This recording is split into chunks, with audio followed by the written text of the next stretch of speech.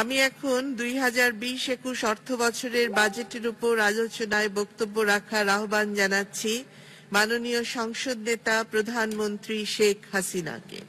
মাননীয় প্রধানমন্ত্রী শেখ হাসিনা। ধন্যবাদ মাননীয় স্পিকার।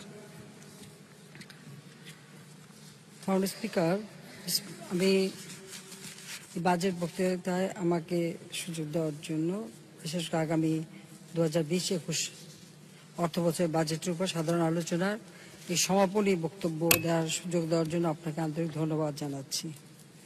আমি প্রথমেই পরম শ্রদ্ধাভরে স্মরণ করছি সর্বকালের সর্বশ্রেষ্ঠ বাঙালি জাতির পিতা বঙ্গবন্ধু শেখ মুজিবুর রহমানকে, যিনি আমাদের স্বাধীনতা দিয়ে গেছেন, যার নেতৃত্বে আমরা স্বাধীন দেশ পেয়েছি, স্বাধীন জাতি হিসেবে মর্যাদা পেয়েছি।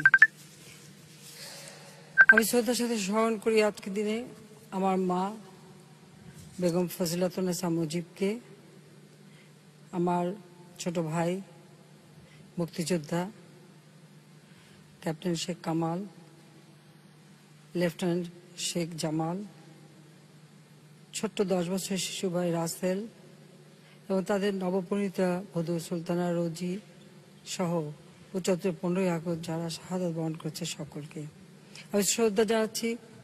জাতীয় চার নেতার প্রতি, 30 লক্ষ শহীদের প্রতি, 2 লক্ষ মা বোনের প্রতি।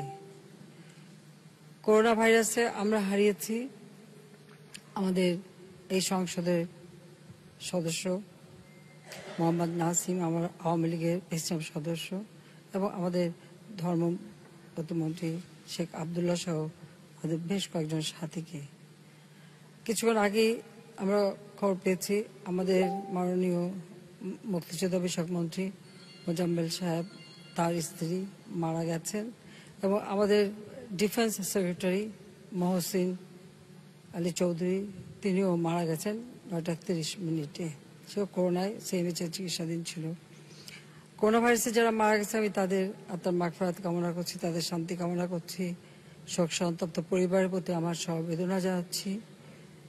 আল্লাহ রাব্বুল আলামিনের কাছে এটাই চাই যে এই করোনা ভাইরাস নামে এই ধরনের প্রাণঘাতী এর হাত থেকে যেন আমাদের দেশবাসী এবং সারা বিশ্ববাসী যেন মুক্তি পায়, সেটাই আমরা কামনা করি, এবং যারা এখনো চিকিৎসাধীন আছেন তারা যেন দ্রুত সুস্থতা পান সেই কামনা করি।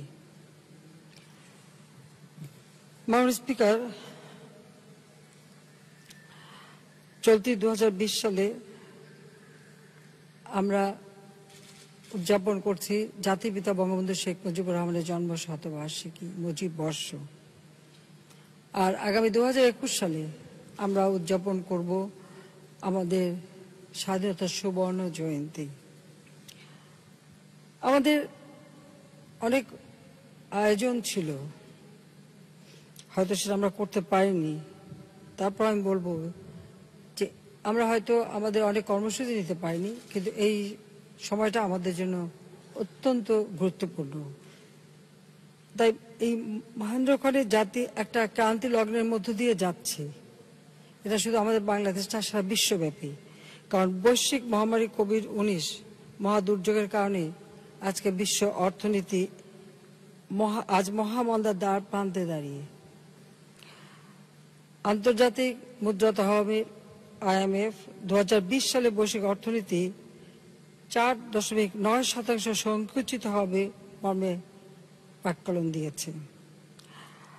তাছাড়া করোনার প্রভাবে বৈশ্বিক পণ্য বাণিজ্য 13 থেকে 20% হ্রাস, বিশ্বব্যাপী 19,50,00,000 কর্মীর পূর্ণকালী চাকরি হ্রাস, বৈশ্বিক FDI প্রবাহ 5 থেকে 15% হ্রাস, এবং বৈশ্বিক রেমিটেন্স 20% হ্রাস পাবে মর্মে বিভিন্ন আন্তর্জাতিক সংস্থা ঘোষণা দিয়েছে।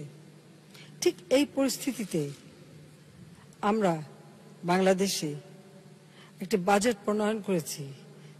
এই বাজেট প্রণয়ন অত্যন্ত কঠিন ও দুরূহ কাজ ছিল। আমি এই বাজেট প্রণয়নের সঙ্গে যারা জড়িত, আমাদের মাননীয় অর্থমন্ত্রী সহ আমাদের সকলকে, যারা বাজেট প্রণয়ন এবং সকল মন্ত্রণালয় এবং আমাদের অর্থ মন্ত্রণালয় এবং সংশ্লিষ্ট যারা বাজেট প্রণয়ন করেছে, আমাদের NBR থেকে শুরু করে সকলে, তারা এই সময়ে কিন্তু অনেক কষ্ট করে যখন সবকিছু বন্ধ, সবকিছু আমরা ঘোষণা দিয়েছি, লকডাউন ঘোষণা, সব বন্ধ, ছুটি, কিন্তু এই ছুটির ভিতরেই তারা দিনরাত অক্লান্ত পরিশ্রম করে এই বাজেটটি প্রণয়ন করার জন্য আমি তাদেরকে আন্তরিক ধন্যবাদ জানাচ্ছি। বাংলাদেশে প্রথম করোনা ভাইরাস আমাদের চোখে পড়লো 8ই মার্চ। এই ভাইরাসের বিস্তারকে নিয়ন্ত্রণ রাখতে 26শে মার্চ হতে 30শে মে পর্যন্ত দীর্ঘ 66 দিন সাধারণ ছুটি ছিল, অর্থাৎ বলতে গেলে সমস্ত কার্যক্রমই বন্ধ। গণপরিবহন, কলকারখানা এ সময় বন্ধ থাকে। উন্নয়ন প্রকল্পের বাস্তবায়ন সম্পূর্ণ স্থগিত অথবা মন্থরগতি। এর ফলে বাংলাদেশের অর্থনীতিতেও কোভিড-19 অর্থাৎ করোনার একটা বিরূপ প্রভাব পড়েছে। সব বিবেচনা নিয়ে চলতি অর্থবছরে জিডিপি প্রবৃদ্ধির হার, যেটা আমাদের প্রাক্তন ছিল যে আমরা 8.2 অর্জন করব, আর প্রথম 8 মাসে আমরা কিন্তু 7.8% অর্জন করেছিলাম, কিন্তু এই করোনার কারণে এবং সবকিছু বন্ধ হয়ে যাওয়াতে সেটা হ্রাস পায়, কমে যায়, এবং আমরা বাধ্য হয়ে এটাকে সংশোধন করতে, এবং যেটা আমরা 5.2% ধার্য করেছি, প্রকলন করেছি।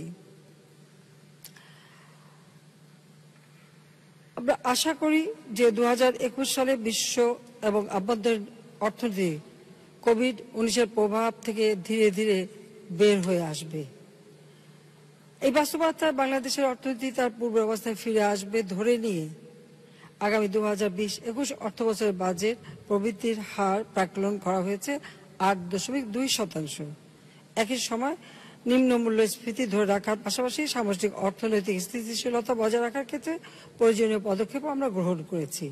অনেকে বলছেন বাজেট একটু বেশি, আমরা খুব বেশি আশাবাদী বাড়ানো, কিন্তু একটা কথা মনে রাখতে হবে যে সবসময় আমাদের তো একটা লক্ষ্য থাকতে হবে। আজকে কোভিড-19 অথবা করোনার জন্য সবকিছু স্থবির, আমরা আশা করি সবসময়, আমরা আশাবাদী যে না, এই অবস্থা থাকবে, এর থেকে উত্তরণ ঘটবে, কিন্তু আজকে যদি হঠাৎ উত্তরণ ঘটে তাহলে আগামীতে আমরা কি করব? তা আমরা সেটা চিন্তা করেই এই পদক্ষেপটা আমরা নিয়েছি। আর যদি না করতে পারি, যদি কোভিড শেষ না হয়, হয়তো আমরা পারবো না বাস্তবায়ন করতে, কিন্তু আমাদের প্রস্তুতি থাকা দরকার বলে আমরা মনে করি। আর সেই জন্যই আমরা উচ্চাভিলাষী বাজেটটি দিয়েছি। দেব এই জন্য যে আমাদের তো একটা আকাঙ্ক্ষা আছে বাংলাদেশের মানুষকে নিয়ে, যে তাদের জীবন মান আমরা উন্নত করব। আমরা প্রবৃদ্ধির হার 8.2% প্রাক্কলনের ক্ষেত্রে গুরুত্বপূর্ণ যে অনুমান সমূহ বিবেচনায় নেওয়া হয়েছে, আমরা অনুমান নিয়েছি যে কি অবস্থাটা কি হতে পারে, সেটা যেমন আমরা প্রবৃদ্ধি অর্জন, আমরা এই অনুমানগুলি হচ্ছে যেমন করোনা ভাইরাস প্রাদুর্ভাবের কারণে আমাদের অর্থনীতি উৎপাদন ব্যাহত হলেও অর্থনৈতিক অবকাঠামোর কোনো ক্ষতি হয় নাই, যা প্রাকৃতিক দুর্যোগ বা যুদ্ধ বিগ্রহের সময় সাধারণত হয়ে থাকে। সরকারি ব্যয় বৃদ্ধির ফলে কর্মসৃজন ও ব্যক্তি আয় বৃদ্ধির মাধ্যমে অভ্যন্তরীণ চাহিদা বাড়বে এবং প্রণোদনার প্যাকেজ সমূহ সুষ্ঠুভাবে বাস্তবায়িত হলে উৎপাদন ও সরবরাহ ব্যবস্থা মহামারীর পূর্ব অবস্থায় চলে আসবে। অক্টোবর বা নভেম্বর মাসের মধ্যে করোনা ভাইরাস প্রতিষেধক টিকা বাজারে চলে আসলে ইউরোপ আমেরিকায় জীবনযাত্রা দ্রুত স্বাভাবিক হয়ে যাবে এবং আমাদের রপ্তানি আয় কোভিড-19 পূর্ববর্তী অবস্থায় আবার ফিরে যাবে। বিশ্ববাজারে জ্বালানি তেলের মূল্য খুব কমে গিয়েছিল, কিন্তু ধীরে ধীরে সেটা আবার বৃদ্ধি পাচ্ছে। আমরা আশাবাদী যার ফলে বৈদেশিক কর্মসংস্থান এবং প্রবাস আয়ের বর্তমান সংকটও কেটে যাবে। মাননীয় স্পিকার, আপনি জানেন যে করোনা ভাইরাসের প্রাদুর্ভাবের সাথে সাথে আমরা এই সংকট মোকাবেলায় নানাবিধ উদ্যোগ গ্রহণ করেছি। একই সাথে অর্থনীতির উপর সম্ভাব্য বিরূপ প্রভাব উত্তরণে আমরা একটি সামগ্রিক কর্মপন্থা নির্ধারণ করেছি, যার মধ্যে কিছু কাজ আমরা দ্রুততার সাথে সমাধান করেছি, কিছু স্বল্প মেয়াদে বাস্তবায়ন করা হচ্ছে, উদ্যোগ নিয়েছে, আর কিছু কাজ আমরা দীর্ঘমেয়াদী বাস্তবায়নের জন্য গ্রহণ করেছি। আমাদের এই কর্মপন্থার 4টি প্রধান কৌশলগত দিক রয়েছে। এই আমাদের কর্মপন্থার 4টি যে প্রধান কৌশলগত দিক তা হলো সরকারি ব্যয় বৃদ্ধি করা, কর্মসৃজনকে প্রাধান্য দেওয়া, বিলাসী ব্যয় নিরুৎসাহিত করা এবং কম গুরুত্বপূর্ণ ব্যয় পিছিয়ে দেওয়া। খ, আর্থিক সহায়তার প্যাকেজ প্রণয়ন। বাজেট বরাদ্দ এবং ব্যাংক ব্যবস্থার মাধ্যমে বিনা ও স্বল্প সুদে কতিপয় ঋণ সুবিধা প্রবর্তন করা, যাতে অর্থনৈতিক কর্মকাণ্ড পুনরুজ্জীবিত হয়, কর্মসংস্থান ঠিক থাকে এবং উদ্যোক্তাদের সহযোগিতা সক্ষমতা বৃদ্ধি পায়। গ, সামাজিক সুরক্ষার আওতা সম্প্রসারণ। হতদরিদ্র, কর্মহীন হয়ে পড়া নিম্ন আয়ের জনগোষ্ঠী এবং অপ্রাতিষ্ঠানিক কর্মকাণ্ডে নিয়োজিত জনগণকে সুরক্ষা দিতে সরকারি সামাজিক সুরক্ষা কার্যক্রমের আওতা বৃদ্ধি করা। এবং ঘ, বাজারে মুদ্রা সরবরাহ বৃদ্ধি করা। অর্থনৈতিক কর্মকাণ্ড দ্রুত পুনরুজ্জীবিত করা, একই সাথে মূল্যস্ফীতি যাতে না হয় সেদিকে বিশেষভাবে দৃষ্টি রাখা এবং সেটা নিয়ন্ত্রণে রাখা। তো এ পর্যন্ত কিন্তু নিয়ন্ত্রণে আছে মাননীয় স্পিকার। মাননীয় স্পিকার, আপনি জানেন এই করোনা ভাইরাসের প্রাদুর্ভাবের কারণে দেশব্যাপী সাধারণ ছুটি, কলকারখানা বন্ধ, সর্বোপরি ব্যবসা বাণিজ্য স্থগিত থাকায় দেশে বিপুল সংখ্যক মানুষ সাময়িকভাবে কর্মহীন হয়ে পড়ে। সে কারণে করোনা ভাইরাসের অর্থনৈতিক প্রভাব কার্যকরভাবে মোকাবেলা করা, জরুরি স্বাস্থ্যসেবা খাতের ব্যবস্থাপনা, কর্মসংস্থান টিকিয়ে রাখা এবং অর্থনৈতিক পুনরুদ্ধারে এ পর্যন্ত প্রায় 1,03,117 কোটি টাকার 19টি প্রণোদনা প্যাকেজ আমরা ঘোষণা করেছি। এই প্রণোদনা প্যাকেজ সময় আমি এখানে সংক্ষেপে উল্লেখ করছি। 1, রপ্তানিমুখী শিল্প প্রতিষ্ঠানের শ্রমিকদের বেতন ভাতা অব্যাহত রাখার স্বার্থে আমরা 5,000 কোটি টাকার একটি তহবিল প্রদান করেছিলাম, যার মাধ্যমে বিপুল সংখ্যক শ্রমিক কর্মচারী কর্মসংস্থান টিকে রাখা সম্ভব হয়েছে। এই তহবিল হতে 35 লক্ষ শ্রমিক কর্মচারী এপ্রিল ও মে মাসে বেতন ভাতা পরিশোধে সমুদয় অর্থ ব্যয় হয়। পরবর্তীতে বিশেষ বিবেচনায় ওয়ার্কিং ক্যাপিটাল ঋণ সুবিধা হতে মাত্র 2% সুদে 2,500 কোটি টাকা জুন মাসের বেতন ভাতা প্রদানের জন্য প্রদান করা হয়েছে। অর্থাৎ রপ্তানিমুখী শিল্প প্রতিষ্ঠানের শ্রমিকদের বেতন ভাতা পরিশোধের জন্য 7,500 কোটি টাকার প্রণোদনা দেওয়া হয়েছে। 2, ক্ষতিগ্রস্ত শিল্প সার্ভিস সেক্টরের প্রতিষ্ঠানগুলোকে ব্যবসায় টিকিয়ে রাখতে আমরা 30,000 কোটি টাকার ওয়ার্কিং ক্যাপিটাল ঋণ সুবিধা প্রণয়ন করেছি। এই ঋণ সুবিধার সুদের হার 9%, এর মধ্যে অর্ধেক অর্থাৎ 4.50% ঋণ গ্রহীতা এবং অবশিষ্ট 4.50% সরকার ভর্তুকি প্রদান করবে। এই সুবিধার ফলে শিল্প সেবা খাতে আনুমানিক 60 লক্ষ লোকের কর্মসংস্থান টিকে থাকবে। অর্থাৎ যারা ঋণ নিয়েছে তাদের সব ঋণ শোধ দিতে হবে না, আমরা তাদেরকে ভর্তুকি দিচ্ছি। 3, কুটির শিল্প সহ ক্ষুদ্র মাঝারি শিল্প প্রতিষ্ঠানগুলোর জন্য আমরা 20,000 কোটি টাকার আরো একটি স্বল্প সুদের ওয়ার্কিং ক্যাপিটাল ঋণ সুবিধা চালু করেছি। 9% সুদের এই ঋণ সুবিধার 5% সরকার ভর্তুকি হিসেবে প্রদান করবে, অবশিষ্ট 4% প্রদান করবে ঋণ গ্রহীতা। এর মাধ্যমে ক্ষুদ্র মাঝারি খাতে 25 লক্ষ লোকের কর্মসংস্থান ধরে রাখা সম্ভব হবে, আর যারা ঋণ নিয়েছে তারাও কাজ চালাতে পারবে, অর্থাৎ অর্থনৈতিক চাকা সচল থাকবে। 4, শিল্পের কাঁচামাল আমদানি সুবিধা বৃদ্ধির লক্ষ্যে বাংলাদেশ ব্যাংকের এক্সপোর্ট ডেভেলপমেন্ট ফান্ডের আকার আমরা $3.5 বিলিয়ন হতে $5 বিলিয়ন উন্নীত এবং এর সুদের হার কমিয়ে 2% নির্ধারণ করে দিয়েছি।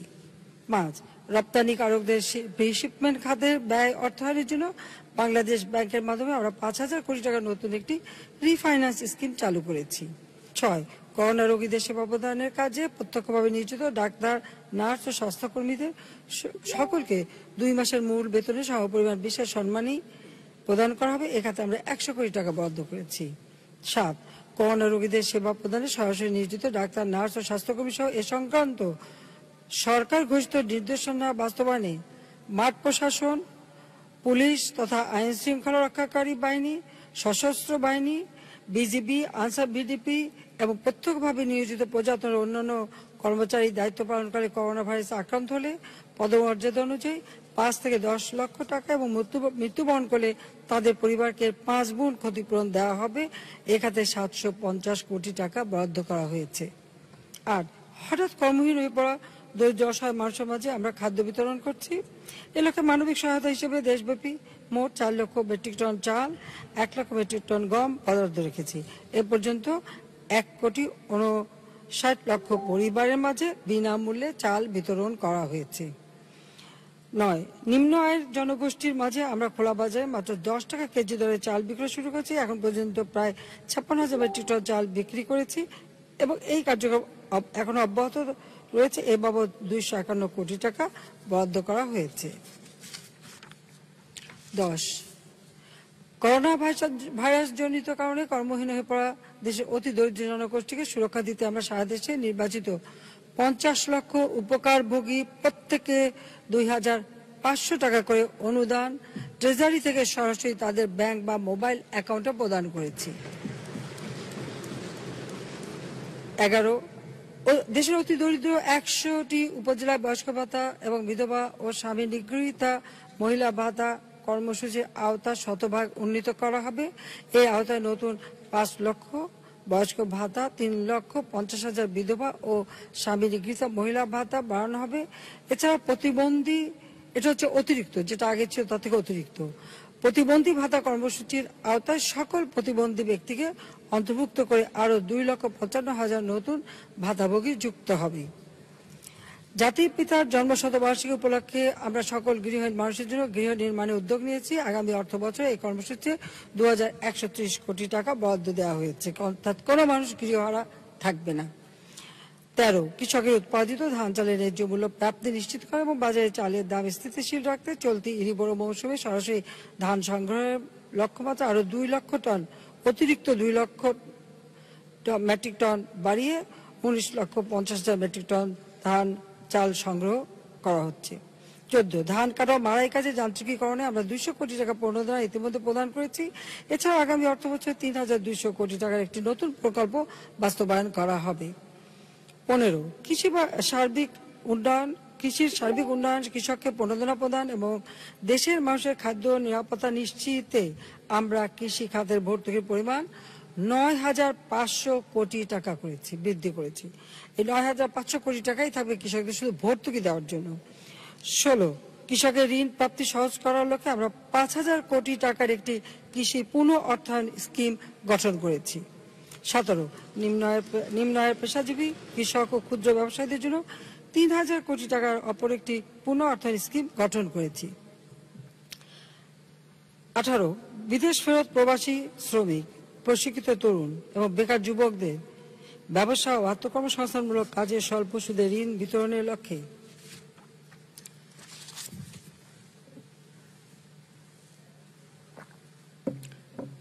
কর্মসংস্থান ব্যাংক, প্রবাসী কল্যাণ ব্যাংক, পল্লী সঞ্চয় ব্যাংক, পল্লী কর্মসহায়ক ফাউন্ডেশনকে আমরা মোট 2,000 কোটি টাকা বরাদ্দ প্রদান করেছি। এতে আনুমানিক 9 লক্ষ বেকার যুবকের কর্মসংস্থান সৃষ্টি হবে। 19, সকল বাণিজ্যিক ব্যাংকের বিতরণকৃত ঋণের বিপরীতে এপ্রিল ও মে মাসের সুদ আদায় স্থগিত করা হয়েছে। এই 2 মাসের মোট সুদের মধ্যে আমরা সরকারের পক্ষ থেকে 2,000 কোটি টাকা ভর্তুকি প্রদান করব এবং ঋণ গ্রহীতাগণ অবশিষ্ট অংশ সমান 12টি কিস্তিতে পরিশোধ করবে। এই কর্মসূচিতে 1,38 লক্ষ ঋণ গ্রহীতা উপকৃত হবেন। অর্থাৎ এই 2 মাস যে স্থগিত করা হলো, এটা তারা আগে 12 মাসে এটা দিতে পারবে, আর সেখানে আমরা আবার 2,000 কোটি টাকা ভর্তুকি প্রদান করেছি। এছাড়াও মানুষকে সহযোগিতা করবার জন্য আমরা দেশে 2,44,043টি মসজিদকে 112 কোটি 2,15,000 টাকা অনুদান প্রদান করেছি। পবিত্র রমজান উপলক্ষে আমি কওমি মাদ্রাসাগুলোকে প্রায় 17 কোটি টাকার অনুদান প্রদান করি। এখানে এতিমরা বেশি ছিল তাদের জন্য। বাংলাদেশের 4,569টি ইউনিয়ন পরিষদে নিয়োজিত প্রায় 46,000 গ্রাম পুলিশ দফাদার ও মহল্লাদারকে 6 কোটি টাকার বিশেষ অনুদান প্রদান করি। নন এমপিওভুক্ত শিক্ষকদের জন্য 46 কোটি টাকা প্রদান করি। এছাড়া ক্ষুদ্র নৃগোষ্ঠী, তৃতীয় লিঙ্গ জনগোষ্ঠী, তাদের জন্য বিশেষ বরাদ্দ রাখা হয়। হঠাৎ কর্মহীন হয়ে পড়া দরিদ্র অসহায় মানুষকে আমরা খাদ্য বিতরণ করেছি। এভাবে আমরা সকল শ্রেণীর মানুষ, সব ধরনের মানুষকে কিন্তু সহযোগিতা করে যাচ্ছি। দেশের ব্যাপক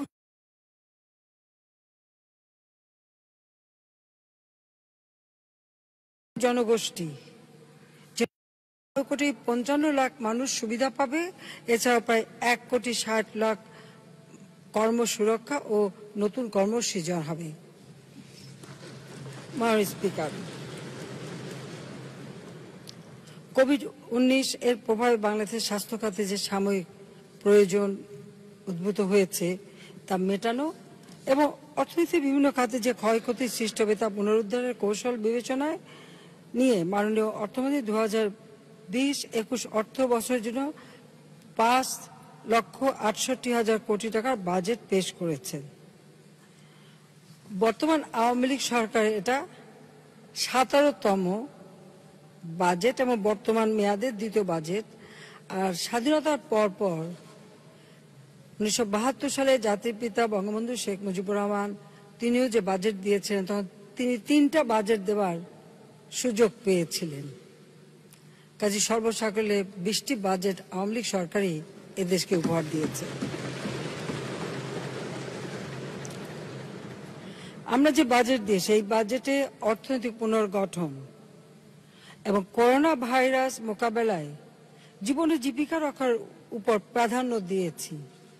তাছাড়া বাজেটে বার্ষিক উন্নয়ন কর্মসূচিতে বরাদ্দ দেওয়ার ক্ষেত্রে স্বাস্থ্য, কৃষি, কর্মসৃজন এবং সামাজিক সুরক্ষা এবং নিরাপত্তা এগুলোকেই আমরা অগ্রাধিকার দিয়েছি।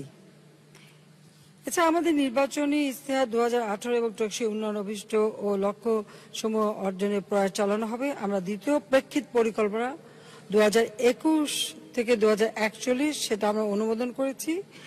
এই পরিকল্পনার মাধ্যমে আমাদের লক্ষ্য হচ্ছে আগামী 2031 সালের মধ্যে বাংলাদেশ উচ্চ মধ্যম আয়ের দেশে উন্নীত হবে আর 2041 সালের মধ্যে উন্নত দেশে উত্তরণের লক্ষ্যমাত্রা আমরা নির্ধারণ করেছি।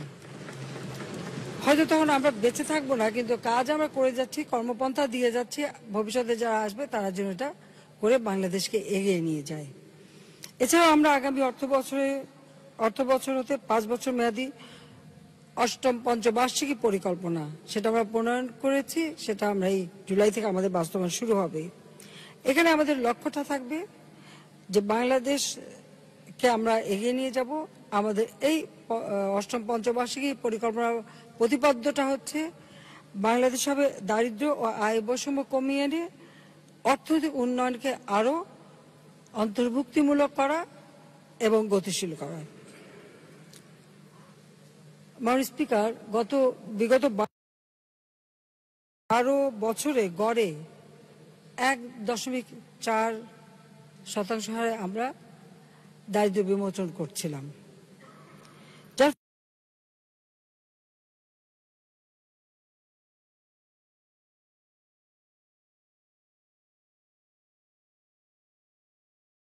ফলে বাংলাদেশের 40 ভাগ থেকে আমরা 20.5 ভাগ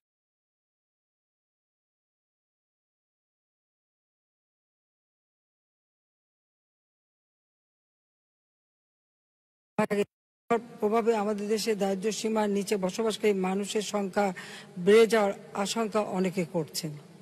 কিন্তু অত্যন্ত দ্রুততার সাথে আমরা যে সুবিশাল আর্থিক প্রণোদনা ঘোষণা করে বাস্তবায়ন শুরু করেছি তার মাধ্যমে আমরা এই সম্ভাবনাকে অনেকটাই রোধ করতে সক্ষম হব বলে আমি বিশ্বাস করি। দেশের অতি দরিদ্র পরিবারসমূহকে সরাসরি নগদ অনুদান, বিনামূল্যে খাদ্য সামগ্রী বিতরণ, রপ্তানিমুখী শিল্পের শ্রমিক কর্মচারীদের চাকরি সুরক্ষা, সামাজিক নিরাপত্তা কার্যক্রমের পরিধি বাড়ানো ইত্যাদি সময়োপযোগী পদক্ষেপ দ্বারা আমরা দারিদ্র্য হারের বৃদ্ধিকে রোধ করতে সক্ষম হব ইনশাআল্লাহ। আগামী অর্থ বছরে স্বাভাবিক অর্থনৈতিক কর্মকাণ্ড যখন শুরু হবে, এটা আমরা আশাবাদী যে আগামী অর্থ বছরে যখন স্বাভাবিক কর্মকাণ্ড শুরু হবে তখন আমরা দারিদ্র্য বিমোচনের হার আবার পূর্বের ন্যায় নিয়ে আসতে পারবো এবং বাংলাদেশকে দারিদ্র্যমুক্ত আমরা করতে সক্ষম পারবো।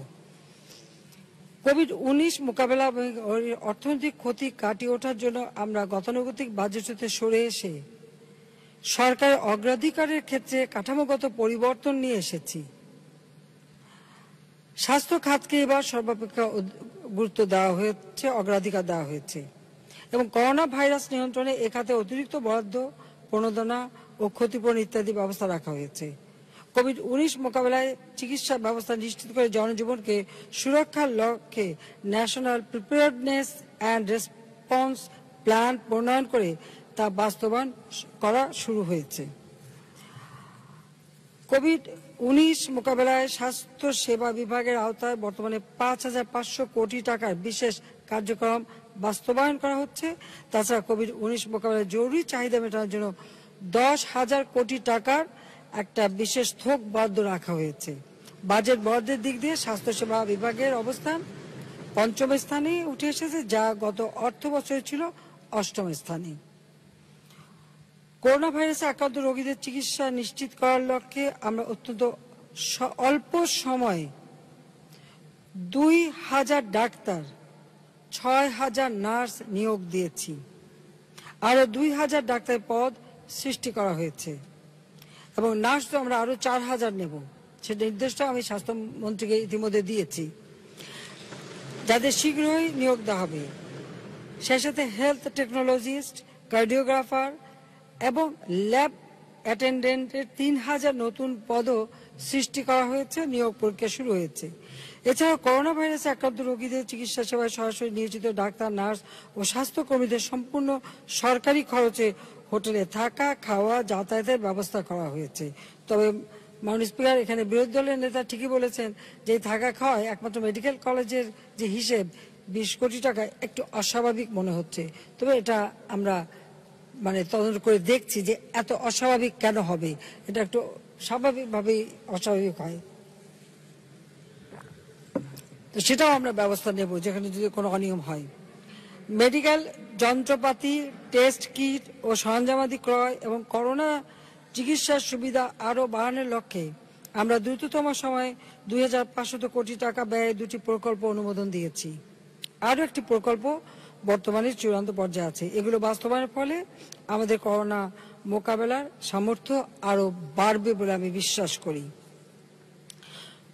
27 জুন 2020 তারিখে পর্যন্ত সমগ্র বিশ্বে করোনা ভাইরাসে আক্রান্ত মোট রোগীর সংখ্যা 1,01,02,000 জন, আর তার মধ্যে মৃত্যুবরণ করেছে 5,01,644, অর্থাৎ মৃত্যুহার 5.01%। আর তার তুলনায় বাংলাদেশে আমাদের আক্রান্ত হয়েছে 1,37,787 জন, 1,738 জন মৃত্যুবরণ করেছে, আর 55,000 উপরে কিন্তু সুস্থ হয়ে ফিরে এসেছে। প্রায় 55,727 জন সুস্থ হয়ে ঘরে ফিরে গেছে। আসলে আমরা কোনো মৃত্যু আমাদের কাছে গ্রহণযোগ্য না। আমরা চাই না যে এভাবে একজন মৃত্যুবরণ করুক। আমরা চেষ্টা করে যাচ্ছি যে কিভাবে মানুষকে সুরক্ষা দেওয়া যায় এবং স্বাস্থ্যবিধি মেনে চলার জন্য বারবার আমরা জনগণকে আহ্বান জানাচ্ছি যে নিজেকে সুরক্ষিত রাখা, সেই সাথে অপরকে সুরক্ষিত রাখা, এটা যার নিজ নিজ দায়িত্ব। আশা করি সেই দায়িত্ব সবাই পালন করবে। মাননীয় স্পিকার, আমরা যদি দেখি যে আক্রান্তের তুলনায় বাংলাদেশের মৃত্যুহার 1.26%, যেখানে করোনা ভাইরাসে আক্রান্তের তুলনায় মৃত্যুহার ভারতে 3.08, পাকিস্তানে 2.03, যুক্তরাজ্যে 14.03, যুক্তরাষ্ট্রে 5%। এই পরিসংখ্যান হতে দেখা যায় যে যথাযথ কার্য ব্যবস্থা গ্রহণ করায় বাংলাদেশে আমরা করোনা ভাইরাসজনিত মৃত্যুর হার নিম্ন পর্যায়ে রাখতে সক্ষম হয়েছি। যদিও একটা মৃত্যু আমাদের কামনা, আমরা চাই না যে কেউ মারা যায়। আমরা আগামী বাজেটে আমাদের দ্বিতীয় সর্বোচ্চ অগ্রাধিকার প্রাপ্ত খাত হচ্ছে কৃষি। কৃষিতে আন্তর্জাতিক পরিমণ্ডলে আমাদের উল্লেখযোগ্য সাফল্যের মধ্যে আমরা চাল উৎপাদনে 3য় স্থান অর্জন করতে সক্ষম হয়েছি। এফএও ইতিমধ্যে একটা তাদের একটা পর্যালোচনা দিয়েছে, সেখানে আমাদের প্রায় 3,99,00,000 মেট্রিক টন খাদ্যশস্য উৎপাদন হয়েছে, যেখানে আমাদের চাহিদার থেকেও 25 লক্ষ মেট্রিক টন উদ্বৃত্ত, কাজে আমাদের কাছে এখনো 25 লক্ষ মেট্রিক টন উদ্বৃত্ত রয়েছে। করোনা উত্তর কৃষিখাতের চ্যালেঞ্জ মোকাবেলায় উৎপাদন, বাজারজাতকরণ, বিভিন্ন কার্যক্রম গ্রহণ করার মাধ্যমে খাদ্য সংকট যাতে তৈরি না হয় সেদিকে নজর দেয় আমাদের অন্যতম প্রধান লক্ষ্য। করোনা পরবর্তী পরিস্থিতিতে কোনোভাবেই যাতে খাদ্য সংকট সৃষ্টি না হয় সেজন্য 1 ইঞ্চি জমি যেন অনাবাদি না থাকে, প্রত্যেকটা জমি যেন আবাদ হয় সেদিকে আমরা বিশেষভাবে নজর দিয়েছি, নির্দেশনা দিয়েছি এবং যথেষ্ট ব্যবস্থাও আমরা নিচ্ছি যে কোনো জমি ফেলে রাখা যাবে না, কারণ সারা বিশ্বব্যাপী মহা দুর্ভিক্ষ হতে পারে। কিন্তু বাংলাদেশের মানুষ যেন খাদ্য নিরাপত্তা নিশ্চিত হয় সেই উদ্যোগটা আমরা হাতে নিয়েছি। কাজে আমি সেই সূত্রে মাননীয় স্পিকার আপনার মাধ্যমে সমগ্র দেশবাসীকেও আমি আহ্বান জানাবো, যার যেখানে যতটুকু জমি আছে যা পায় না আপনারা উৎপাদন করেন, উৎপাদন বাড়ান, নিজের খাদ্য নিরাপত্তা সুরক্ষিত করেন। সরকার যা যা করার তা করে যাচ্ছে, করবে। ইতিমধ্যে আমরা এ ব্যাপারে কৃষি মন্ত্রণালয় সহ আমরা সকল সহযোগী সংস্থাগুলো তাদেরকে আমরা নির্দেশ দিয়েছি এবং কৃষি খামার যান্ত্রিকীকরণের বিষয়ে উদ্যোগও নেওয়া হয়েছে। খাদ্যশস্য সংরক্ষণের স্থান বৃদ্ধি ও মান উন্নয়ন করা হবে। এছাড়া আগামী অর্থবছরে রাসায়নিক সারের বিক্রয় মূল্য অপরিবর্তিত রাখা হবে, কারণ এখানে একটা বিশাল অঙ্কের ভর্তুকি আমরা দিয়ে থাকি। কৃষি প্রণোদনা প্রদানও অব্যাহত থাকবে। চলতি বড় মৌসুমে নির্দিষ্ট সময়ের মধ্যে ধান কাটার লক্ষ্যে হারভেস্টার মেশিন ক্রয়ে আমরা 70% পর্যন্ত ভর্তুকি প্রদান করেছি। পাশাপাশি আমি আমাদের ছাত্রলীগ কর্মীদের নির্দেশ দিয়েছিলাম যেন নিজ নিজ এলাকায় তারা যেন কৃষকের পাশে দাঁড়ায় এবং ধান কাটায় সহায়তা করে। ছাত্রলীগের কর্মীগণ ব্যাপক উৎসাহ নিয়ে কৃষকের পাশে দাঁড়িয়েছে এবং এই বর্ষা মৌসুমের পূর্বেই ধান কেটে ঘরে তুলতে সহায়তা প্রদান করছে। এবং একই সাথে আমাদের যুবলীগ, কৃষক লীগ, স্বেচ্ছাসেবক লীগের নেতাকর্মীরাও মাঠে নেমেছে এই ধান কাটায় কৃষকদের সাহায্য করছে, ধান কেটে মাড়াই করে ঘরে ঘরে পৌঁছে দিয়েছে। আমি সকলকে আন্তরিক অভিনন্দন জানাই, ধন্যবাদ জানাই। এবং যে কারণে এই যে ঘূর্ণিঝড় আমফান যখন এলো আমাদের ফসলের কোনো ক্ষতি করতে পারে নাই, কারণ সময় মতো ধান কৃষকের ঘরে উঠে গেছে। প্রত্যেকের ঘরেই এখন খাবার আছে এবং কৃষক তার ন্যায্য মূল্য পাচ্ছে, সেটাই হচ্ছে সবচেয়ে বড় কথা।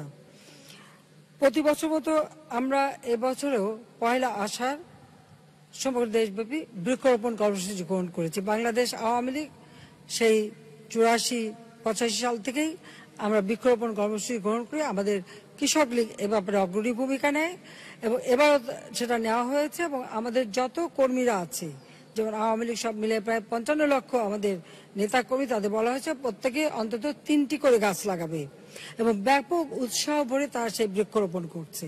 কারণ এর মাধ্যমে আমি মনে করি যে তারা একটি ফলজ, একটি বনজ এবং একটি ঔষধি বৃক্ষ লাগাবে। এটা আমাদের দেশকে, দেশের প্রকৃতির ভারসাম্য রক্ষা করবে আর ফল উৎপাদন করবে, সেটা যার গৃহস্থের জন্য লাভবান হবে। বনজ গাছ থেকে তারা আর্থিকভাবে উপকৃত হবে, ফলজ গাছ থেকে হবে। কাজে আমরা সারা দেশটাকে বৃক্ষ আচ্ছাদন করা এবং পরিবেশ রক্ষা করা, সেই সাথে আমাদের উপকূলীয় অঞ্চলে যেন সবুজ বেল্ট গড়ে ওঠে সেটাও আমরা নির্দেশ দিয়েছি এবং আমাদের অন্যান্য সংস্থাগুলিকে আমরা সেইভাবে নির্দেশ দিয়েছি। করোনা ভাইরাসের প্রভাবে বিশ্বব্যাপী যোগাযোগ ও পণ্য পরিবহন ব্যবস্থা সীমিত হয়ে আসায় খাদ্যশস্য সহ নিত্য প্রয়োজনীয় পণ্যের সংকট ও মূল্য বৃদ্ধির আশঙ্কা দেখা দিয়েছিল। সংকটের শুরু থেকে আমরা এই বিষয়ে যথেষ্ট সজাগ ছিলাম। গত 1 দশকে আমাদের সরকারের অব্যাহত প্রচেষ্টার ফলে সরকারি গুদামে খাদ্যশস্য ধারণ ক্ষমতা আমরা প্রায় 22 লক্ষ মেট্রিক টনে উন্নীত করতে পেরেছি। ফলে করোনা সংকটের শুরুতে সরকারি গুদামে রেকর্ড পরিমাণ 17,50,000 মেট্রিক টন খাদ্যশস্য মজুদ ছিল। দীর্ঘ 66 দিন সারা দেশের ছুটি ও চলাচল সীমিত থাকলেও আমাদের খাদ্যে কোনো ঘাটতি বা নিত্য প্রয়োজনীয় দ্রব্যের সংকট আমরা হতে দেইনি, কারণ সরবরাহটা যাতে অব্যাহত থাকে সেই ব্যবস্থা আমরা নিয়েছিলাম। উপরন্তু দরিদ্র নিম্ন আয়ের মানুষদের জন্য আমরা খাদ্য সহায়তা অব্যাহত রাখতে সক্ষম হয়েছি। আগামী অর্থ বছরেও খাদ্যশস্যের সরবরাহ ও মূল্য পরিস্থিতি স্বাভাবিক রাখতে আমরা দেশের ইতিহাসের সর্বোচ্চ পরিমাণ ধান চাল সংগ্রহের লক্ষ্যমাত্রা ঘোষণা করেছি। আমি মাননীয় স্পিকার আপনার মাধ্যমে দেশবাসীকে এই বলে আশ্বস্ত করতে চাই যে সামনে যে সংকটই আসুক না কেন আওয়ামী লীগ সরকার তা শক্তভাবে মোকাবেলা করবে এবং দেশের মানুষকে অভুক্ত থাকতে দেবে না। কারণ আমাদের খাদ্য চাহিদা হচ্ছে 3,75,00,000, উৎপাদন হয়েছে 3,99,00,000। আর আমি আগেই বলছি 25 লক্ষ আমাদের উদ্বৃত্ত আছে এবং আমাদের এই উৎপাদন আমরা অব্যাহত রাখবো, কাজে আমাদের কোনো আল্লাহর রহমতে অসুবিধা হবে না। করোনা ভাইরাস প্রভাবে সামগ্রিক অর্থনৈতিক কর্মকাণ্ড বন্ধ থাকায় নিম্ন আয় ও সুবিধা বঞ্চিত মানুষদের সামাজিক নিরাপত্তা কার্যক্রমের আওতা বৃদ্ধির ব্যবস্থা নেওয়া হয়েছে। আগামী অর্থ বছরে বয়স্ক ভাতা, বিধবা ও স্বামী পরিত্যক্তা, মহিলা ভাতা এবং অসচ্ছল প্রতিবন্ধী ভাতা ভোগীর সংখ্যা 11,05,000 জন আর অতিরিক্ত বৃদ্ধির উদ্যোগ গ্রহণ করা হয়েছে। জাতির পিতা বঙ্গবন্ধু শেখ মুজিবুর রহমান 1974 সালে গ্রামীণ দারিদ্র্য বিমোচনের কৌশল হিসেবে তৎকালীন 19টি থানায় পল্লী সমাজসেবা কার্যক্রম শুরু করেন। বর্তমানে আজকে সমগ্র বাংলাদেশে প্রত্যেক উপজেলা এবং ইউনিয়নে সফলভাবে এই কার্যক্রম বাস্তবায়ন হচ্ছে। গ্রামীণ অর্থনীতিকে সচল করা এবং গ্রামে বসবাসরত দরিদ্র, দুস্থ, অসহায় মানুষের আত্মকর্মসংস্থানের সুযোগ সৃষ্টির লক্ষ্যে আগামী অর্থ বছরে পল্লী সমাজ সেবা কার্যক্রমের জন্য 100 কোটি টাকা বরাদ্দ রাখা হয়েছে। সামাজিক নিরাপত্তা বেষ্টনীর আওতায় মোট উপকারভোগীর সংখ্যা হল 12,33,55,000 জন, যাদের মূল 3টি কার্যক্রমে বিভক্ত করা যায়। ক, বিভিন্ন প্রকার ভাতা পাচ্ছেন 1,07,26,000। খ, খাদ্য সহায়তা পাচ্ছেন 8,72,71,000 এবং গ, উপবৃত্তি কার্যক্রমের আওতায় আছেন 2,53,58,000 জন। সামাজিক নিরাপত্তা কর্মসূচিতে আগামী অর্থ বছরে 95,574 কোটি টাকা বরাদ্দ করা হয়েছে, যা মোট বাজেটের 16.8% এবং জিডিপি 3.01%। করোনা পরিস্থিতিতে সৃষ্ট দুর্যোগে দেশের সাধারণ মানুষের কষ্ট লাঘবে মানবিক সহায়তা হিসেবে আমরা বিস্তৃত পরিসরে ত্রাণ বিতরণ অব্যাহত রেখেছি, যার আওতায় এ পর্যন্ত আমরা সারা দেশে 1.5 কোটির বেশি পরিবারকে ত্রাণ সহায়তা দিয়েছি। এ যাবৎ সারা দেশে 1,59,30,000 পরিবারের মাঝে 1,84,122 মেট্রিক টন চাল বিতরণ করা হয়েছে। চালের পাশাপাশি নগদ অর্থ আমরা বরাদ্দ দিয়েছি 123 কোটি টাকা। এতে উপকারভোগী পরিবার সংখ্যা 95,79,000। শিশু খাদ্য সহায়ক হিসেবে বরাদ্দ দিয়েছি 27,14,00,000 টাকা। এতে 7,77,525টি পরিবার উপকৃত হয়েছে। এছাড়াও সম্প্রতি ঘূর্ণিঝড় আম্পানের সময় আমাদের যথেষ্ট প্রস্তুতি থাকায় এবং দ্রুত ত্রাণ তৎপরতা শুরু করতে পারায় আমরা তা সফলভাবে মোকাবেলা করেছি। এর বাইরেও আমি প্রত্যেকটা জেলায় জেলা প্রশাসকের কাছে মানে ইউনিয়নের হিসাব করে কোথাও কতটা ইউনিয়ন আমি তাদের কাছে টাকা বরাদ্দ দিয়েছিলাম যে শিশু খাদ্য কেনার সময় যেন দুধ কিনে এবং অন্যান্য খাদ্য কিনে বাচ্চাদের দেওয়া হয় এবং কোনো রকম কোনো অসুবিধা যেন না হয়। কোনো মানে যদি দুর্বিপাক আসে বা দৈব দুর্বিপাকে তারা যেন টাকা নিজের মতো খরচ করে মানুষের পাশে দাঁড়াতে পারে এবং অত্যন্ত সফলতার সাথে আমাদের প্রত্যেক জেলা তারা সেটা কাজ করেছেন, সেই জন্য তাদেরকেও আমি ধন্যবাদ জানাই। মানে স্পিকার, শিক্ষা খাতকে সবসময় আমরা অগ্রাধিকার প্রদান করে থাকি, তবে এবার শিক্ষা ও দক্ষতা উন্নয়ন কার্যক্রমের গুণগত মান উন্নয়নই হবে আমাদের মূল লক্ষ্য। 2020-21 অর্থ বছরের বাজেটে শিক্ষা খাতে 95,306 কোটি টাকা বরাদ্দ করা হয়েছে, যা জিডিপি 3.1% এবং মোট বাজেটের বরাদ্দের 17%। করোনার এই মহামারীর মধ্যে আমরা বিশেষ ব্যবস্থায় 1,37,00,000 প্রাথমিক স্কুলের শিক্ষার্থীদের উপবৃত্তির টাকা প্রদান করেছি। এছাড়াও মুজিব বর্ষ উপলক্ষে প্রাথমিক বিদ্যালয়ের শিক্ষার্থীদের জন্য নতুন পোশাক, জুতা, ব্যাগ ক্রয়ের জন্য 1,000 টাকা করে আগামী ডিসেম্বর মাসে প্রদান করা হবে। আর আমি আগে বলেছি যে নন এমপিওভুক্ত যারা তাদেরকে আমরা কিন্তু 46 কোটি টাকার উপরে আমরা তাদের দিয়েছি। অবকাঠামো খাতে মেগা প্রকল্প বাস্তবায়ন সহ ব্যাপক সরকারি বিনিয়োগ বৃদ্ধির মাধ্যমে বিদ্যুৎ ও জ্বালানি নিরাপত্তা নিশ্চিত করা এবং যোগাযোগ, বন্দর ইত্যাদি অবকাঠামো গড়ে তোলার কার্যক্রম বাস্তবায়ন করছি। আমরা আগামী অর্থ বছরের মধ্যে দেশের শতভাগ এলাকা বিদ্যুৎ সুবিধার আওতায় নিয়ে আসব। এছাড়াও ভবিষ্যৎ বিনিয়োগ ও চাহিদা মেটাতে 2041 সালের মধ্যে 60,000 মেগাওয়াট বিদ্যুৎ উৎপাদনের মহা পরিকল্পনা আমরা নিয়েছে এবং তা বাস্তবায়ন করছি। আর দেশের গুরুত্বপূর্ণ সড়ক মহাসড়কগুলোকে পর্যায়ক্রমে 4 লেনে উন্নীত করা হবে এবং নিজস্ব অর্থায়নে পদ্মা সেতু বাস্তবায়নের কাজ চলছে। দেশের প্রথম মেট্রো রেল নির্মাণ, কর্ণফুলী নদীর দেশের তলদেশে বঙ্গবন্ধু টানেল নির্মাণের কাজ প্রথমে এগিয়ে চলছে, পরমাণু বিদ্যুৎ কেন্দ্র নির্মাণের কাজও এগিয়ে চলছে। এই সকল নির্মাণ কাজ সম্পন্ন হলে আমাদের জাতীয় অর্থনীতির জন্য ব্যাপক সুফল বয়ে আনবে বলে আমি মনে করি। মাননীয় স্পিকার, দুর্নীতির বিরুদ্ধে সরকারের জিরো টলারেন্স নীতি অব্যাহত থাকবে। এক্ষেত্রে কাউকে ছাড় দেওয়া হবে না। দুর্নীতি উৎপাটন ও সুশাসন প্রতিষ্ঠা আমরা অঙ্গীকারবদ্ধ। মাননীয় স্পিকার, আমি আপনার মাধ্যমে মহান সংসদকে জানাতে চাই যে দেশের উন্নয়নের ধারা অব্যাহত রাখতে এবং আমাদের অর্জনসমূহ সমুন্নত রাখতে সরকার দুর্নীতি বিরোধী লড়াই অব্যাহত রাখবে। দেশের অর্থনৈতিক উন্নয়নের গতি বেগবান করার জন্য দেশি ও বিদেশি বিনিয়োগ বৃদ্ধির বিকল্প নেই। বিনিয়োগ বৃদ্ধির লক্ষ্যে সারা দেশে 100টি অর্থনৈতিক অঞ্চল গড়ে তোলা হচ্ছে। অর্থনৈতিক অঞ্চলসমূহে প্রায় 1 কোটি মানুষের কর্মসংস্থানের সুযোগ সৃষ্টি হবে। এছাড়া বিদেশি বিনিয়োগ আকৃষ্ট করার জন্য ব্যবসা বাণিজ্য খরচ যৌক্তিকভাবে কমিয়ে আনা ও ব্যবসা সহজীকরণ সূচকে উৎকৃষ্ট অবস্থান অর্জন করার লক্ষ্যে প্রয়োজনীয় কার্যক্রম গ্রহণের জন্য আমি সংশ্লিষ্ট সকলকে নির্দেশ দিয়েছি। আমি ইতিপূর্বে প্রতিশ্রুতি দিয়েছিলাম যে শিল্প ও ব্যবসা খাতকে প্রতিযোগিতা সক্ষম করার লক্ষ্যে সুদের হার 1 অঙ্কে অর্থাৎ সিঙ্গেল ডিজিটে নামিয়ে আনবো। আমি ইতিমধ্যে তা করেছি। বিগত এপ্রিলে 2020 হতে নতুন ঋণের ক্ষেত্রে সুদের হার সর্বোচ্চ 9% কার্যকর হয়েছে। এর ফলে ঋণের ব্যয় হ্রাস পাওয়ায় বেসরকারি বিনিয়োগ উল্লেখযোগ্য হারে বৃদ্ধি পাবে। ভূমি ব্যবস্থাপনা আধুনিকায়নে একটি গুরুত্বপূর্ণ অগ্রগতি অর্জিত হয়েছে। গত 1 জুলাই 2019 হতে দেশব্যাপী নামজারি প্রচলিত পদ্ধতির পরিবর্তে নামজারি বাস্তবায়ন করা হচ্ছে। ফলে জনগণ ডিজিটাল পদ্ধতিতে ঘরে বসে নামজারি করতে পারছেন। এই কাজের স্বীকৃতি হিসেবে বাংলাদেশ প্রথমবারের মতো জাতিসংঘের সর্বোচ্চ মর্যাদা United Nations public service award 2020 অর্জন করেছে। আমি ভূমি বিষয়ক মাননীয় মন্ত্রী, মন্ত্রণালয়ের সকলকে এবং এর সঙ্গে সংশ্লিষ্ট যারা তাদের সকলকে আমার আন্তরিক অভিনন্দন জানাচ্ছি, ধন্যবাদ জানাচ্ছি। আমি আশা করি সকল মন্ত্রণালয় এটা অনুসরণ করবে।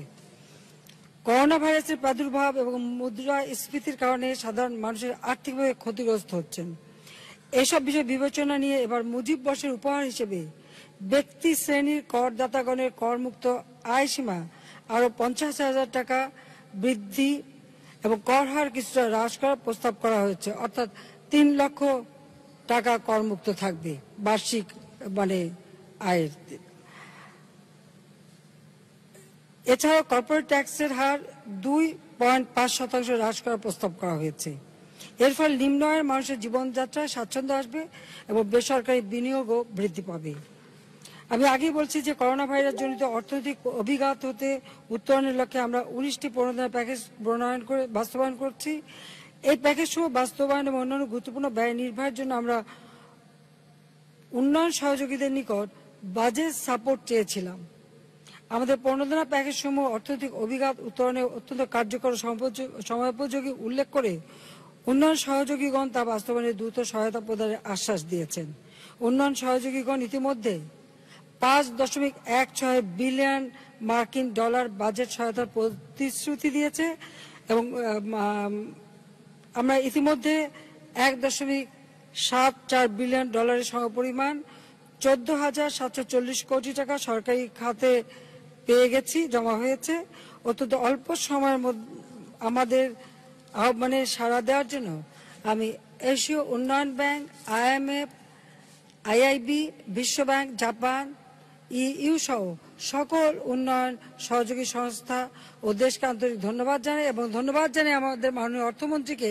তিনি এ ব্যাপারে রাত দিন খুব সক্রিয় ছিলেন, সকলের সঙ্গে কথা বলেছেন এবং কিভাবে বাজেট সাপোর্টটা আনা যায় সে ব্যাপারে তিনি আন্তরিকভাবে চেষ্টা করেছেন। তার জন্য অর্থমন্ত্রীকে ধন্যবাদ এবং অর্থ মন্ত্রণালয়ের সকলকে আমি ধন্যবাদ জানাই। মাননীয় স্পিকার, দেশ গঠনের তরুণ সমাজই হচ্ছে মূল ভূমিকা পালন করে। আজকে বাংলাদেশের যা অর্জন, আমাদের ভাষা আন্দোলন থেকে শুরু করে আমাদের 6 দফা আন্দোলন, মহান মুক্তিযুদ্ধ, প্রত্যেকটা অর্জনে তরুণ সমাজের বিরাট ভূমিকা রয়েছে। আমাদের চ্যালেঞ্জ হলো প্রতি বছর আনুমানিক যে 20 লাখ তরুণ শ্রম বাজারে যুক্ত হচ্ছে তাদের উপযুক্ত কর্মসংস্থান ব্যবস্থা করা, নতুন কর্মসংস্থান সুযোগ সৃষ্টির লক্ষ্যেই এই বাজেট প্রণয়ন করা হয়েছে। বাজেট বাস্তবায়নে আমরা অতীতে কখনো ব্যর্থ হই নাই, ইনশাআল্লাহ ভবিষ্যতে ব্যর্থ হব না। মাননীয় স্পিকার, আমরা কখনো হতাশায় ভুগি না। আমরা সবসময় একটা লক্ষ্য নির্ধারণ করে সুনির্দিষ্ট কর্ম পরিকল্পনা নিয়েই এগিয়ে যাই। তবে পরিস্থিতি বিবেচনায় কখনো কখনো সে পরিকল্পনা প্রয়োজন অনুযায়ী হয়তো পুনর্নির্ধারণ করতে হয়, এবং সে কারণেই আজকে আমরা বাজেট ঠিক রেখেছি, প্রণয়নও করেছি, এবং আমরা আশা করি এটা আমরা বাস্তবায়ন করতে সক্ষম হব। আগামী 2041 সালের মধ্যে বাংলাদেশকে একটি সুখী সমৃদ্ধ উন্নত দেশে পরিণত করার লক্ষ্যে বাংলাদেশ এগিয়ে যাচ্ছে। আর তার মধ্যে আমরা প্রাণঘাতী কোভিড-19 মতো বৈশ্বিক মহামারী মোকাবেলা করছি, আমরা আমফানের মতো ঘূর্ণিঝড় মোকাবেলা করছি, হয়তো আগামীতে বন্যা আসবে, সেটাও মোকাবেলা করতে হবে, সেই প্রস্তুতিও আমাদের আছে, আমরা নিচ্ছি। আমি দৃঢ়ভাবে আশাবাদী যে কোনো ঝড় ঝঞ্ঝা দৈব দুর্বিপাক হোক না কেন, মনে সাহস রেখে সুষ্ঠু কর্ম পরিকল্পনা নিয়ে এগিয়ে গেলে সফলতা অর্জন করা যায় এবং আমরা তা করতে পারবো। আমি দৃঢ়ভাবে আশাবাদী যে আমরা সফলভাবে মহামারীর অর্থনৈতিক প্রভাব কাটিয়ে উঠে উন্নয়নের অভিযাত্রায় পুনরায় সামিল হব, কারণ বিশ্ব মানদণ্ডে আমাদের রয়েছে শক্তিশালী আর্থ-সামাজিক অবস্থান। গত 2 মে 2020 দ্য ইকোনমিস্ট একটি গবেষণা প্রতিবেদনে 4টি মানদণ্ডের ভিত্তিতে সবল অর্থনীতির 66টি দেশের তালিকা করেছে। সেখানে বাংলাদেশ শক্তিশালী 9ম স্থানে বাংলাদেশ জায়গা করে নিয়েছে। চলতি জুন মাসেই আমাদের বৈদেশিক মুদ্রা রিজার্ভ 35 বিলিয়নের উপরে, প্রবাস আয় 18 বিলিয়ন মার্কিন ডলার ছাড়িয়েছে। এছাড়া institute for economics and piece কর্তৃক সম্প্রতি প্রকাশিত 2020 গ্লোবাল পিস ইন্ডেক্সে বাংলাদেশের অবস্থা 104 থেকে 7 ধাপ অগ্রগতি হয়ে 97তে উন্নীত হয়েছে। করোনা ভাইরাস কার্যকরভাবে মোকাবেলা করে এবং আগামী 2020-21 অর্থবর্ষের জন্য পেশকৃত জনবান্ধব, উন্নয়নমুখী ও সুষম এই বাজেটের সফল বাস্তবায়নের মধ্য দিয়ে আমরা জাতির পিতা বঙ্গবন্ধু শেখ মুজিবের স্বপ্ন ক্ষুধামুক্ত, দারিদ্র্যমুক্ত সোনার বাংলা গড়ার পথে আরও কয়েক ধাপ এগিয়ে যাব, এই আশা আমি পোষণ করি। এবং আমি সবাইকে আন্তরিক ধন্যবাদ জানিয়ে, মাননীয় স্পিকার আপনাকে আন্তরিক ধন্যবাদ জানিয়ে আমি এটুকুই বলবো যে যত বাধা আসুক তা অতিক্রম করে বাংলাদেশ এগিয়ে যাবে, বাংলাদেশ এগিয়ে যাচ্ছে। তো আমি সবাইকে ধন্যবাদ দিচ্ছি।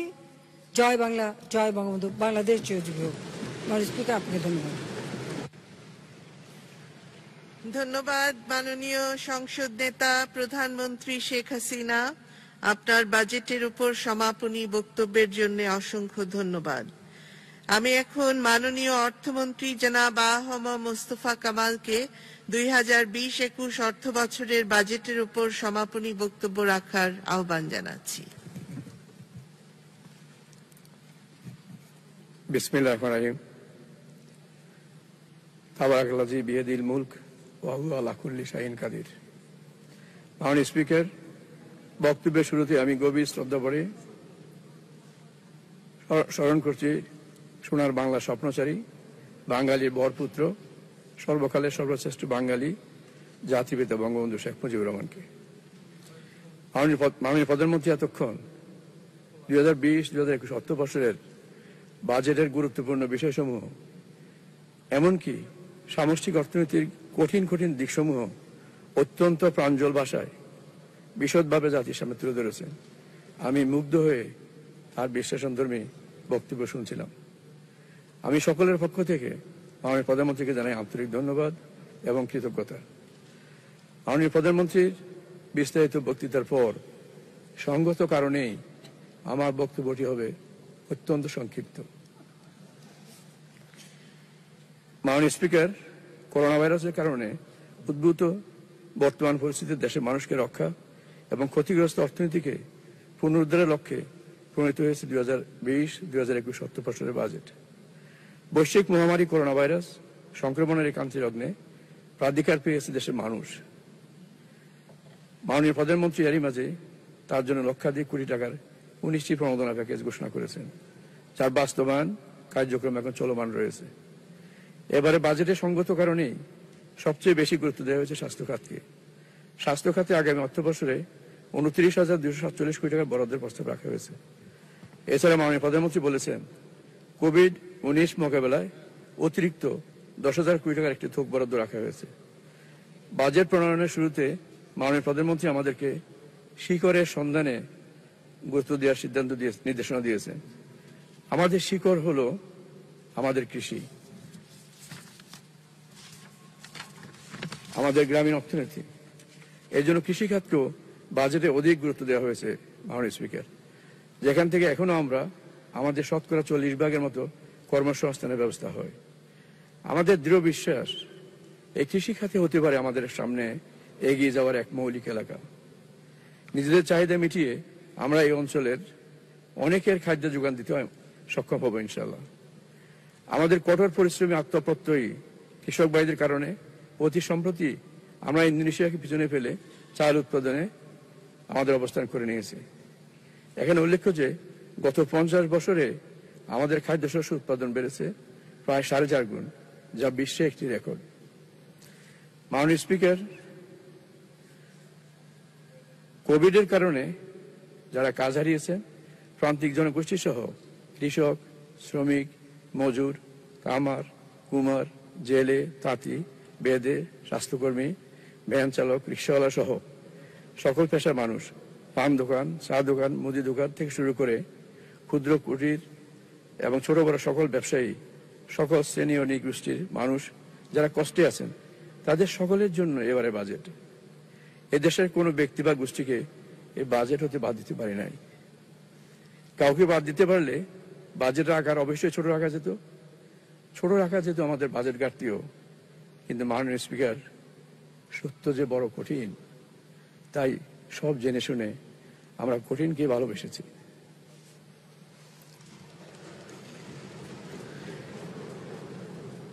মাননীয় স্পিকার, কেউ কেউ আশঙ্কা প্রকাশ করছেন এবারে বাজেটটি বাস্তবায়নযোগ্য নয়, কারণ এটি আকারে অনেক বড়। কিন্তু আমরা এই বাজেটটি বাস্তবায়নের ব্যাপারে আশাবাদী। আমি এই প্রসঙ্গে দু একটি তথ্য তুলে ধরতে চাই। বিগত 5 বছরের প্রত্যেকটি বাজেটে আমাদের যে লক্ষ্যমাত্রা নির্ধারণ আমরা করেছিলাম, তার সাথে প্রকৃত অর্জন আমাদের অনেক বেশি ছিল। বিগত 10 বছরের জিডিপিতে আমাদের প্রবৃদ্ধি হয়েছে 188%, যা বিশ্বে সকলের উপরে। আমাদের কাছাকাছি ছিল চায়না 177% নিয়ে, আর ভারত ছিল 117%। গত 11 বছরে আমাদের জিডিপির আকার বেড়েছে 3 গুণ। মাননীয় প্রধানমন্ত্রী এরই মাঝে বলেছেন, দ্য ইকোনমিস্ট 2রা মে তারিখে যে গবেষণা করেছেন এবং তাদের গবেষণালব্ধ প্রতিবেদনটি তিনি এর মাঝে জাতির সামনে তুলে ধরেছেন।